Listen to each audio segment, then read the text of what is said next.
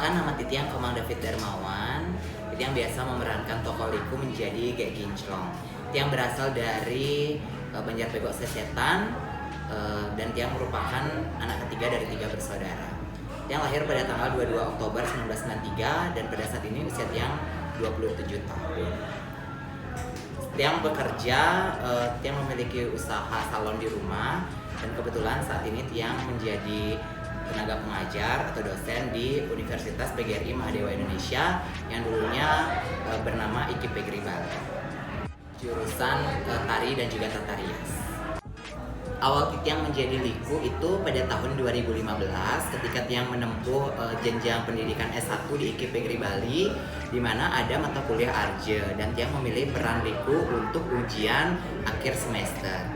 Dan ketika Tiang sudah mempelajari karakter Liku, Tiang bertemu dan berkenalan dengan senior Tiang, yaitu Bli Jero Ajus dari Sanggar Canging Mas.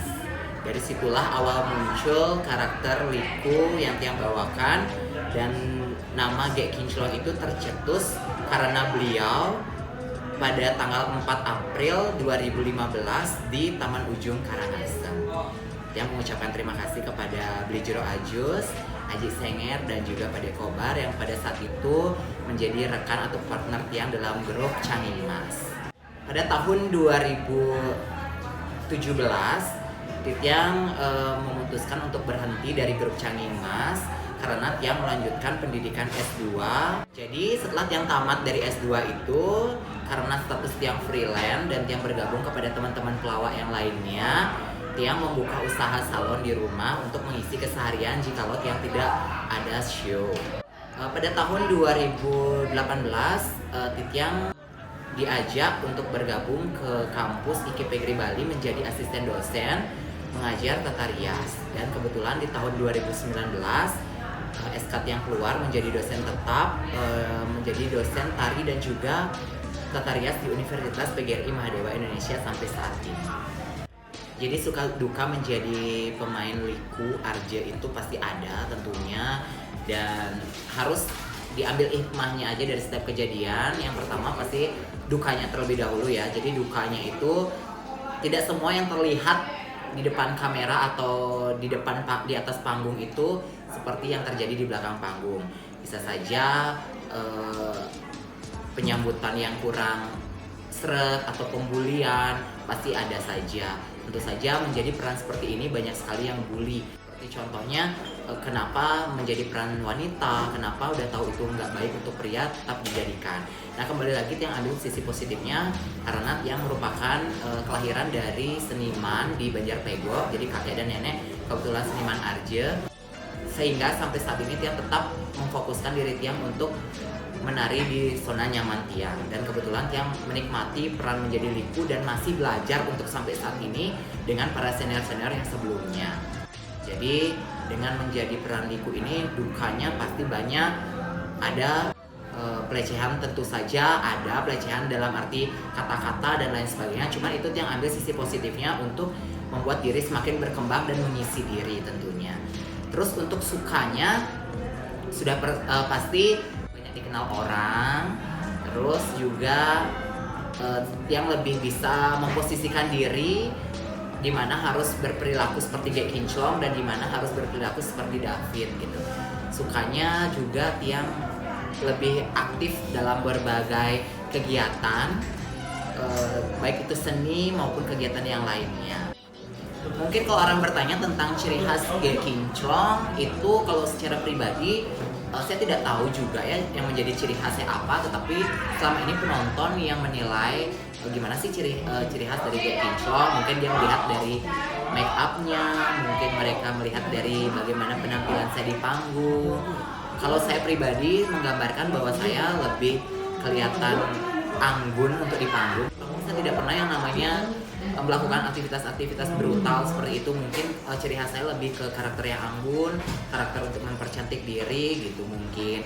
Dan juga saya lebih banyak untuk ke hal-hal bernyanyi karena saya mengikuti era zaman sekarang. Ya, jadi kita bisa mencari bahan-bahan untuk kita stalking gitu. Kita juga bisa melihat audiens yang mana yang unik, yang bisa kita jadikan bahan tentunya bahan positif ya, bukan bahan negatif gitu, yang tidak juga menyakiti perasaan para audiens.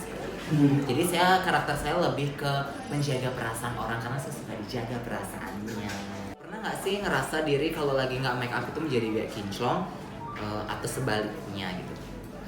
Jujur mungkin udah dari bawaan kali ya menjadi karakter seperti ini, cuman terkadang saya lebih nggak pede juga kalau ketika saya tidak make up saya berperilaku centil seperti itu. Enggak, mungkin cuman aktivitas-aktivitas atau gaya-gaya yang mungkin saja terkadang sering juga keceplosan kelihatan seperti gaya kinclong gitu. Tapi untuk viewers menjadi gaya kinclong di kala saya tidak make up, justru saya kurang pede. Sampai saat ini, detik ini, saya berdiri menjadi seorang gaya kinclong tentu saja karena support yang sangat besar dari kedua orang tua saya, bapak dan juga ibu saya. Karena kebetulan kami merupakan keluarga seniman yang dimana dari kecil memang saya penari, segala sesuatu tarian. Jadi ketika saya beralih profesi menjadi seorang gaya kinclong, tentu saja saya minta izin kepada orang tua dan orang tua pun memberikan izin tersebut. Astungkara banget ya dari segala penjuru mungkin ya, tidak hanya anak kecil, tidak hanya para wanita, lelaki, bapak-bapak, ibu-ibu itu sudah biasa. Dan saya sih menyebutkan mereka bukan penggemar saya, tetapi sahabat-sahabat terdekat saya, orang-orang terdekat semuanya. Karena saya bisa mengenal orang-orang tersebut dari berbagai macam daerah, seperti itu, dari daerah utara, dari timur dan selatan semuanya. Saya mengenal mereka, mereka menyambut baik saya senang banget hal itu. Kalau job pentas di luar Bali, saya pernah nari di daerah Yogyakarta pada saat itu, dan tapi saya lebih cenderung ambil yang daerah Bali karena kebetulan di Bali aja saya belum cukup banyak untuk menghibur masyarakat Bali gitu. Saya inginnya ketika saya sudah banyak menghibur orang di Bali, terus saya ambil job-job di luar Bali. Karya yang dimiliki Gek Kinclong mungkin sangat minim ya, karena saya juga baru terjun di dunia ini, baru 5 tahun. Jadi saya memiliki 2 single, dimana yang pertama itu Tresna Sing Wajar, dan juga punya single Liku Cetar Cantik Sebentar. Kerjasama juga dengan teman-teman seniman saya, ada Kartono Yasa dan juga ada Gus Edi. Kita buat project single juga, Konden Genal Sebegenit, yang sudah tayang di YouTube. Ingin kegiatan seperti itu menjadikan inspirasi buat seniman-seniman muda untuk jangan takut, meskipun suaranya nggak bagus-bagus banget kayak saya, jangan takut untuk mencoba hal yang baru di zona luar nyaman kita ini, supaya siapa tahu nantinya kedepannya kita akan mendapat tawaran-tawaran, kan kita nggak tahu, ya kan? Kejadian-kejadian yang pernah saya ingat itu ketika saya menari dalam sebuah acara, dimana acaranya itu sebenarnya acara untuk keagamaan, tetapi saya malah menggunakan kostum yang seperti acara bebas, itu yang saya tidak pernah akan lupa. Jadi ketika itu saya merasa saya salah kostum seperti itu. Sedangkan di sini saya ingin menunjukkan bahwasanya saya menjadi karakter Gek Kinclong sedikit tidaknya masih pakem, cuma sudah dikreasikan.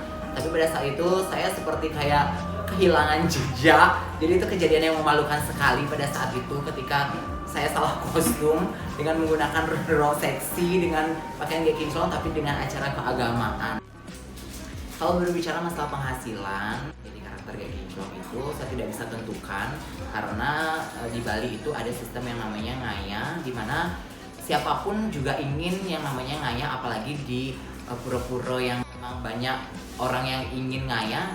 Ketika kita mendapatkan kesempatan untuk ngaya, masa kita tidak melakukan ngaya tersebut. Jadi kok dibilang pernah nggak sih tanpa dibayar, atau pernah nggak sih dibayar dengan nasi atau dan lain sebagainya, saya rasa semua seniman pernah merasakan hal seperti itu. Itu tidak membuat saya stop untuk nari. Saya akan terus mencoba, siapa tahu tidak di sana rezekinya, di tempat lain saya akan mendapatkan rezeki yang diberikan oleh Tuhan. Harapan kedepannya tentunya saya sebagai seniman muda ingin mengajak adik-adik semuanya untuk ayo kita sama-sama lestarikan kesenian Bali. Jangan sampai punah, tentunya jangan pernah malu menjadi seorang penari arja, meskipun dibilang udah klasik atau meskipun dibilang sudah nggak zamannya. Siapa tahu kita bisa mengedukasi masyarakat atau memberikan warna baru kepada masyarakat. Maka dari dari itu saya tidak pernah akan yang namanya pelit untuk berbagi ilmu bagaimana sih cara menjadi Gek Kinclong, bagaimana sih kesan dan pesannya atau pengalaman menjadi Gek Kinclong. Saya akan selalu berikan kepada mereka yang bertanya dan mau belajar, karena saya percaya garis tangan dari setiap orang itu berbeda-beda, karakter dan ciri khas juga dari setiap orang itu berbeda-beda. Dan juga harapan saya sebagai seniman muda, saya ingin lebih diperhatikan oleh pemerintah tentunya, bukan untuk saya pribadi, karena saya melihat saya memiliki banyak senior seni yang pada akhir hayatnya atau pada akhir usianya mereka tidak ada yang menghiraukan. Saya inginnya supaya lebih diperhatikan saja, dimana pada zamannya beliau menghibur atau membuat harum nama Bali, mereka diagung-agungkan, tetapi ketika sudah tidak pada masanya, mereka seperti terlampiaskan seperti itu. Maka dari itu saya pengennya supaya pemerintah lebih memberikan ruang atau memberikan tempat kepada senior-senior saya yang sebelumnya, supaya mereka merasa bahwasanya berguna dari kecil, dari sejak dini mempelajari kesenian itu ada artinya di masa tuanya.